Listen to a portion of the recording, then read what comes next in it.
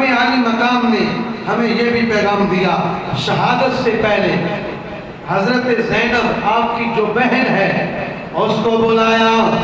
اپنے بیٹے بیمار امام زین العابدین امام سجاد آپ کو بلایا، امام زین العابدین سے کہا اے میرے بیٹے اب میرا امتحان ختم ہو گیا ہے، اب تیرا امتحان شروع ہونے والا ہے، اب آزمائش تیرے پر آنے والی ہے، صبر کرنا، ثابت قدم رہنا، لڑکھڑانا نہ، زبان سے کوئی ایسا گھٹیا لفظ نہ بول دینا، اور اپنی بہن زینب سے کہا کہ اے میری بہن میں جا رہا ہوں، میری آزمائش ختم ہو گئی ہے، اب آزمائش میری بہن آپ لوگوں پہ آ گئی ہے، دیکھنا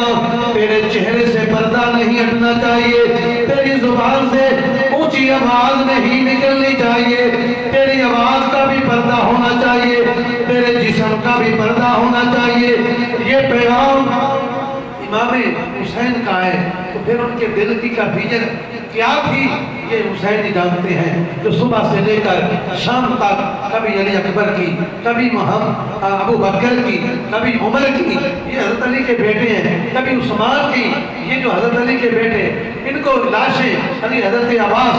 اور محمد کی لاشیں اٹھا کے پھر آخر میں جب اپنی باری آئی، یہ پیغام امام عالی مقام اپنی زینب بہن کو دے رہے ہیں اور کہا کہ اے میری بہن میرا پیغام یاد رکھنا، آپ لوگوں نے مدینے واپس جانا ہے، آپ نے فرمایا میرے نبی نے، میرے نانا جان نے عورت کو اذان پڑھنے کی اجازت نہیں دی، میرے نبی نے عورت کو بلند آواز سے قرآن پڑھنے کی بھی اجازت نہیں دی، جس طرح عورت کے جسم اقدس کا پردہ ہے اسی طرح عورت کی زبان کا بھی پردہ ہونا چاہیے۔ فرمایا اگر عورت قرآن بلند آواز سے نہیں پڑھ سکتی، اگر عورت اذان نہیں پڑھ سکتی تو پھر عورت بلند آواز سے موبائلے ہائے وائے بھی نہیں کر سکتی، اپنے پردے کا خیال رکھنا۔